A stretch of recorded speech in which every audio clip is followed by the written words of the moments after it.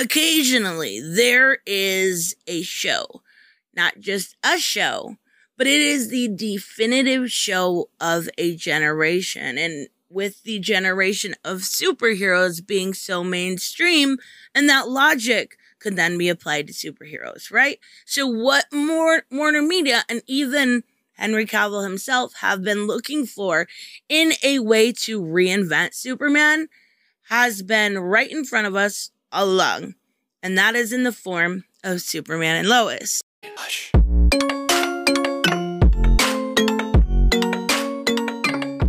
Now, if you guys are going to watch the show, if you are not caught up on the show, please click away. It is so good, I don't want to spoil it.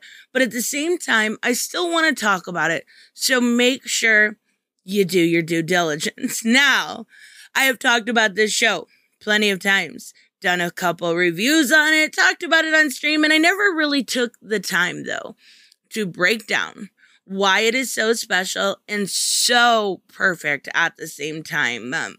Let's take a step back first before we get into it. Let's talk about Superman alone. Superman is the hero not only that we need right now, he is the hero that the world has been robbed of and the one it deserves. Many have said Superman is kind of a bygone era, not really relevant anymore, and even tried to put their hand in at reinventing him, right? We saw it with the murderous, so mysterious version Zack Snyder created. We also saw it happen in a Bendis era of deconstruction and reconstruction. We have been seeing Elseworld stories telling of an evil Superman in the form of Red Sun, or in the form of Injustice, or in the video games. And though those are great stories on their own, they are not simply Superman in his best form. Yes, Superman is the big blue Boy Scout.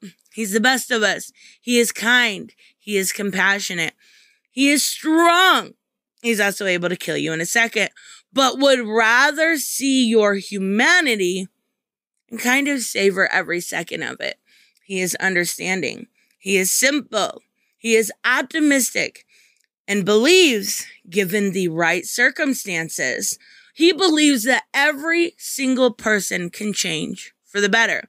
But in a world of edgy superheroes, that they've really prevailed. They've dominated.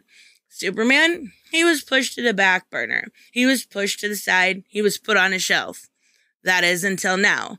Now we have a story not only of compassion, but family, a father, a story of a husband, a hero, a leader, a man who is learning with the rest of the world, yet must lead it at the same time.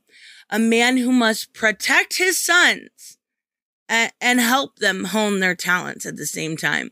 A man who does not know all the answers, just like the rest of us. And that is why, in this story, it is so good. Even with my personal love for Batman, this trumps that while I am watching the show, because I see myself, and I know that's weird to say. I learn along with Clark, but more importantly, I see the character as just as optimistic as I am. Now, often I will see in the comment sections people saying, I should have known, or I'm disappointed again, or my favorite, me being naive because of that optimism. And it's true. And there's nothing wrong with those comments, but it's not always true. And just like Superman, I always have hope for the best because I generally believe in the best of people. But do not confuse your cynicism with wisdom. Optimism is not naivety. It's the easy way out to be cynical. Hope springs eternal with Superman, and that's the best part of his character. Now, let's get into specifics about the show. This season starts out with a stranger to our world, to our multiverse. And by the end of this video, our perception with an amazing reveal, and I want to talk about him a lot and I probably will more on stream, but I'm saving, at least for this video, the best for last. Now, this show is about Superman. A Superman who is dealing with a whole set of new problems than we have seen before. And the fact is evident that if we stripped this version of Superman of his powers, he was a normal man. He would still be a loving father. He would still be that loving husband. He would be an invaluable member of his community. And he would still be there to help anyone that needed it. So let's talk about where this story takes place. We have a beautiful small town. Most of you will probably know it is Smallville. I love that they returned the show from Metropolis to Smallville because it's important to show small town life in a world of mostly urban living. Many times now in our world, we see small towns kind of disappearing. And there is a quaint charm, right, to a small town living that has been lost upon this generation. A lot of small town optimistic values Clark has are in large part due to not only his parents, but Smallville and the community that surrounds him. And add in the element of family, seeing Superman as a husband, and even to the point where we see him mess up with Lois. It's relatable. We can see him fawn over her. He encourages her. He looks at her in the way that all men should of their women, and it's adorable. It's inspirational on a level of compassion. And seeing something that sweet is wonderful in a show. It's not seen near as much nowadays. So then you flip the switch and you see him as a father, not only as a father that helps his children with silly normal tasks like homework, but helps Jordan learn and hone his powers. And a father who fails quite a bit, and that's pretty normal. And a father who doesn't know what to do sometimes, and that's okay. It's understandable, and that's why I love it. We also see a plethora, right, of Superman's massive catalog of characters branched out and then further development. We see characters develop maybe world-ending plans, like Morgan Edge and Lana Lang have a daughter of her own. But beyond all the basics, we see Superman's one true power. The strongest man on Earth, with a multitude of superpowers, uses his one true human superpower above all, and that is empathy. His empathy leads him to help his community. His empathy determines his temperament in the sense of how he reacts to his environment and how he calms down in his environment. We actually see him close to that line in the last two episodes, yet he never crosses it. And his empathy sets his connection to humanity and is the basis for his family and community. Every single aspect of his humanity is shown in this show. The tone, the cinematography, everything within the show is done with precision and, honestly, a weird way, perfection. Some of the action scenes are better than I've seen on the big screen.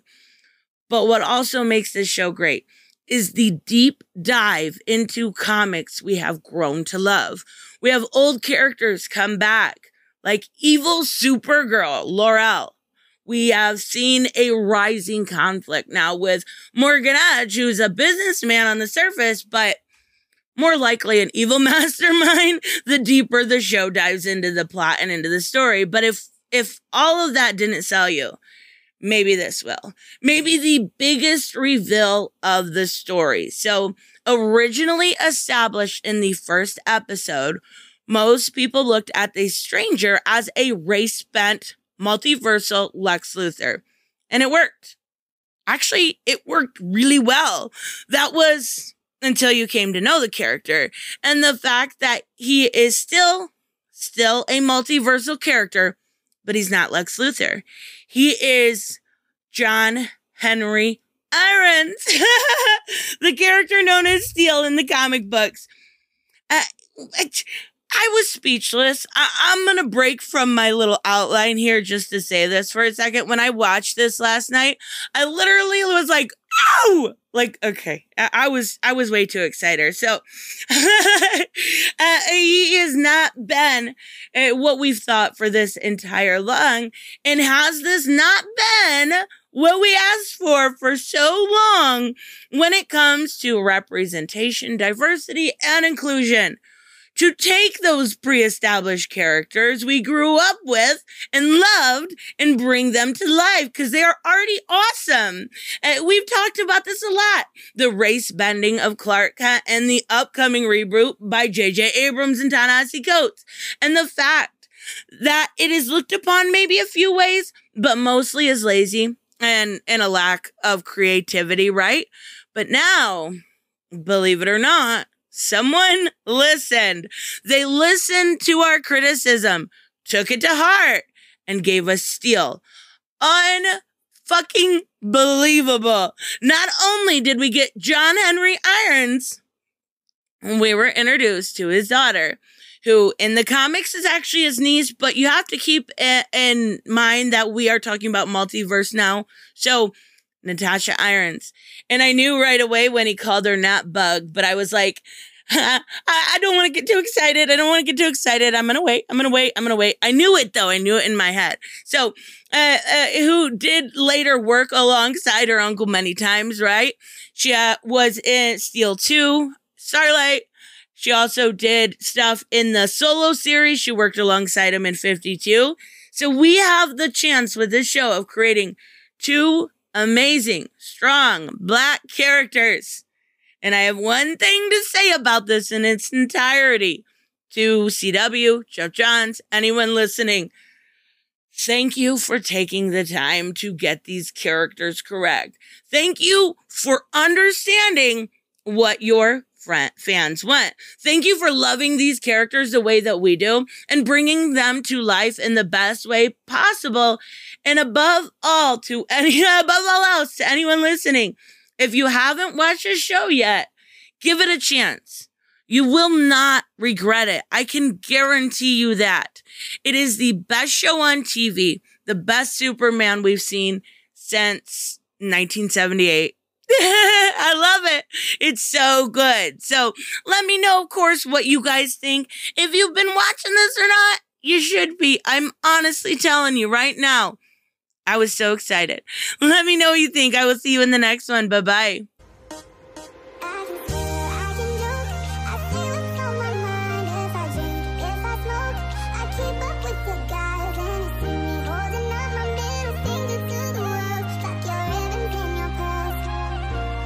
I'm not just a